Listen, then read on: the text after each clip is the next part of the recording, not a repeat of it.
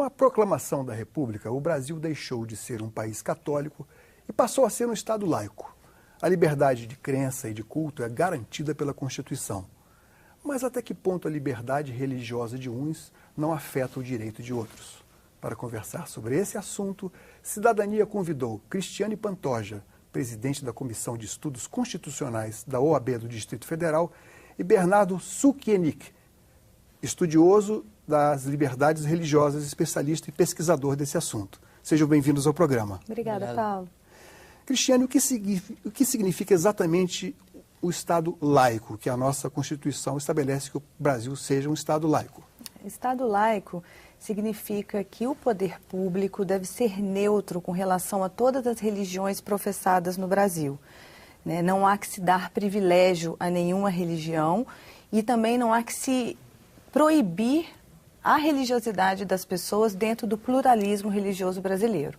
Ou seja, a manifestação de crença e a liberdade de culto estão garantidos para todos, inclusive aqueles que não acreditam que Deus não existe, perfeito? Exatamente. O Estado laico, ele respeita o ateísmo, o agnóstico e todas as religiões, porque está fundado mesmo no princípio constitucional base, que é da igualdade entre todas as pessoas.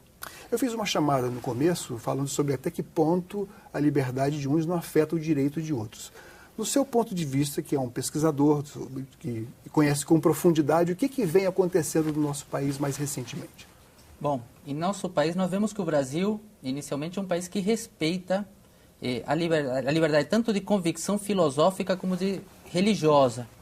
Nós vemos que o nosso país ele sempre foi um país muito católico, desde a época do Império, com quase 90 e tanto por cento da população católica, e sempre se respeitaram as outras denominações, as outras religiões. Com o transcorrer do tempo, esse monolitismo católico foi se diversificando. Hoje nós vemos que tem quase 70% da população católica e o restante está disperso em outras religiões, inclusive outras denominações cristãs.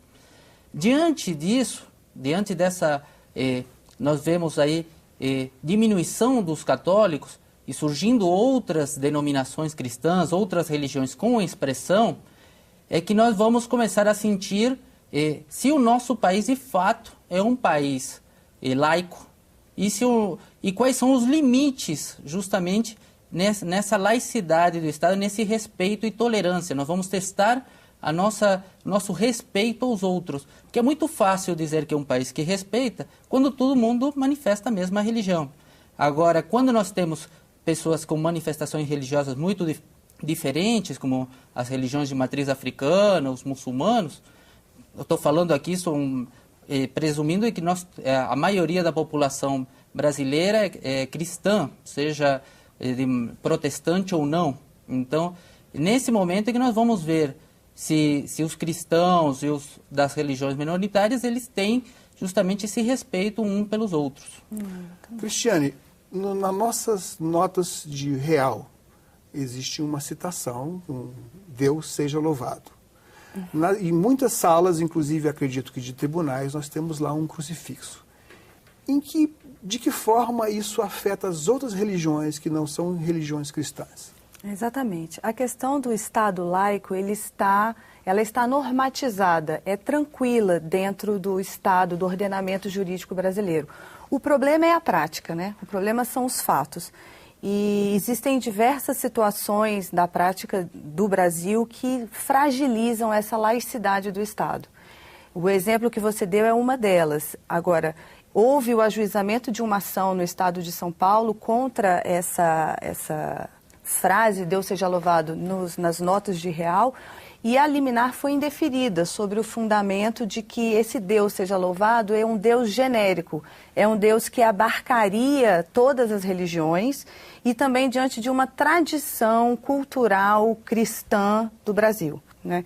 Então o assunto, esse Estado laico, ele é realmente ainda, como diz o colega, o problema são os limites e a efetividade disso dentro desse pluralismo que o Brasil existe, né? Por exemplo, o Tribunal de Justiça do Rio Grande do Sul, ele, dentro lá do seu conselho especial, eles julgaram pela inconstitucionalidade dos crucifixos dentro das sessões de julgamento. Houve um acórdão proferido em que se estudou essa questão no mundo jurídico e se entendeu que isso violaria a cláusula constitucional da igualdade, da liberdade de religião e do próprio Estado laico, não é? Mas, por exemplo, em outras searas jurídicas ainda não. O Supremo, né, o Supremo Tribunal Federal é quem cabe a última palavra sobre esses assuntos e ainda não houve um julgamento específico sobre símbolos religiosos, específico sobre isso dentro do Supremo Tribunal Federal. Mas quando do julgamento de outros temas polêmicos e que envolvem valores religiosos importantes, como, por exemplo, a questão dos anencéfalos ou a questão da união estável homoafetiva, alguns ministros já se posicionaram... Ou das pesquisas com células-tronco. Isso. Alguns ministros já se posicionaram no sentido de que o valor religioso ele não pode ser levado em consideração na norma jurídica, que a fonte do direito é a norma posta e instituída pelo poder público, as instituições públicas, e não o valor religioso. Bom, assim como o Milton Friedman dizia assim, que não há almoço grátis. Né? Então não se pode estabelecer um culto, uma religião, sem que haja recursos financeiros para isso. No entanto, me parece que algumas instituições protestam contra a gratuidade que é concedida às igrejas, de uma maneira geral, inclusive na Constituição, para que se estabeleçam e que recolham fundos ou que conseguem isenção de impostos. Parece que isso está garantido, né, Bernardo? Bom, o que nós temos que ver, existe na Constituição a previsão de imunidade tributária para que entidades religiosas possam operar e que nenhuma denominação religiosa, nenhuma religião, não possa expressar sua manifestação, seu culto no Brasil, por uma questão de que não pode pagar tributos. Então, é um dos aspectos da liberdade religiosa justamente você permitir que todo mundo possa se manifestar livremente, possa fazer seus cultos, possa se expressar abertamente. Mas não estaria ocorrendo uma pulverização das igrejas? Hoje é muito fácil, inclusive encontram-se anúncios de jornais, pessoas passando igreja, um religioso passando igreja. Bom, há um curso para que se transforme em religioso, para que conduzir determinadas práticas religiosas. Vou fugir um pouco aqui dos termos adotados para que não seja ninguém tipificado. Ou seja, não há uma liberalização geral de conceituar quem teria esse direito à isenção de impostos? Bem, sem dúvida, nos casos no qual se mercantiliza a fé, haveria que tomar algumas medidas. Agora, é muito complicado conseguir perceber quem está mercantilizando a fé e quem não, apesar de que cada um pode ter a sua opinião e até muito clara em relação a isso.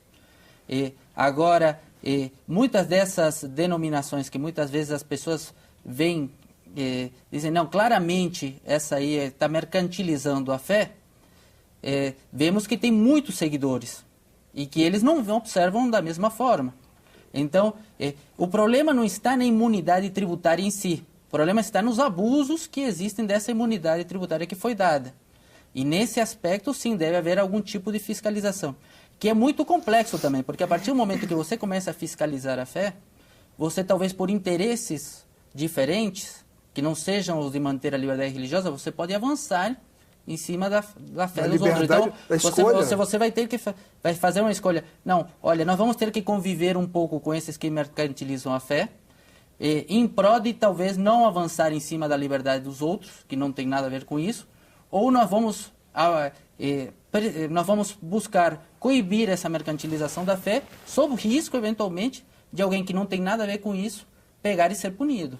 É uma escolha política que vai ter que ser feita pelo Estado brasileiro. Cristiane, você que é especialista em Constituição, até que ponto se pode disciplinar aquele que é mal intencionado, tentar reduzir o poder ou o alcance daquele que é mal intencionado, sem ferir os direitos individuais e coletivos de quem realmente quer professar a sua fé? Isso é muito complicado. Existem algumas legislações, por exemplo, em Portugal, existe uma lei que é a Lei da Liberdade Religiosa. Lá, eles normatizaram os abusos. Normatizaram, inclusive com sanção a charlatanismo e tudo. O fato que nós temos um Código Penal, né, sobre extorsão, sobre estelionato, que você pode colocar algumas atitudes de religiosos em xeque e, inclusive, sancioná-las. Eu acredito que o ordenamento jurídico brasileiro já preveja esse tipo de sanção. Mas é claro que, na minha opinião, há necessidade de uma regulação maior. Porque, por exemplo, a questão Mas isso não seria um perigo, intervir na liberdade de comunicação? Sem dúvida, é um perigo, mas você precisa, até para você garantir a igualdade entre as religiões, você precisa proibir que aquele charlatão, aquela pessoa que só pensa no lucro e não na profissão da fé, que ele seja punido. Porque senão você vai tratar igual pessoas totalmente desiguais. Uma pessoa que comete um crime e outra pessoa que não, que professa a sua fé. Essa concessão, por exemplo, de rádio e televisão para alguns determinados grupos religiosos. Há que se pensar uma forma de regular esse assunto, porque você confere ao grupo religioso a possibilidade de chegar na população muito mais fácil com um proselitismo, né, que é uma catequese, uma forma de você conquistar ali as pessoas, e você não dá o mesmo direito para outras religiões que muitas vezes não têm nem o poder econômico, o alcance econômico para poder se chegar lá. Então também já é um outro viés dessa igualdade, dessa liberdade religiosa.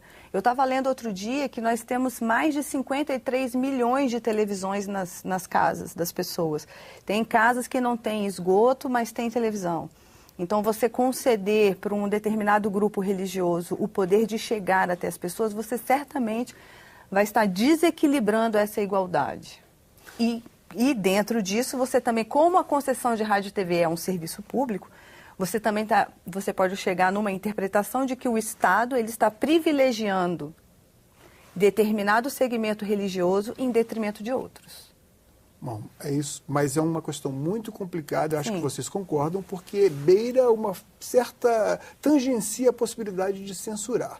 Cristiane, se não me engano, na ciência do direito existe a figura de que aquilo que é praticado, aquilo que que se transforma num costume da sociedade, tende a ser aceito como lei. Então, o que você sugeriria dos nossos costumes para que fosse assim, prioritário e que aqui na Casa das Leis adotássemos, ou que entrassem com projetos? Eu sugiro, primeiro, que se dê eficácia à Constituição Federal, né? Porque a Constituição Federal muitas vezes tem normas muito abrangentes e que precisa de leis serem feitas aqui na Casa Legislativa para que se dê eficácia, né? Então, a eficácia do Estado laico. O que significa a eficácia do Estado laico?